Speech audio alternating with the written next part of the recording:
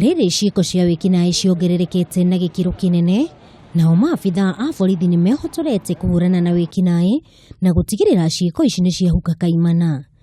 Na kũrĩ mũthenya wa Aramithi, thikũ cia mũici 40 nĩ irakinyire na kĩmaramari Peter Kimani kĩraikio ngono thutha wa gũkorwo kĩnyamarĩte aikari a Kiambu kwa ihinda iraya.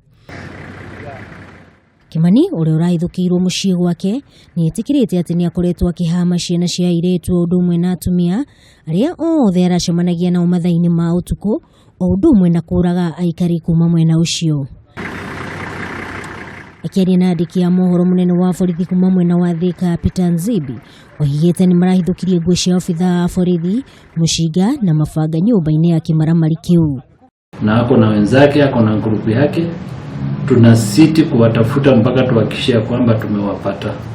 Hatutachoka, tuko tayari usiku na mchana na maafisa yangu ya Kiambu mpaka tuhakikishe wote wamepelekwa kotini.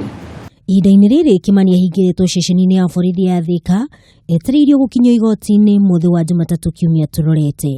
Handũ-inĩ ha Kameme TV mohoro Gĩtaũ, rĩakwa nĩ Wangũi mwarĩ wa Gathugu.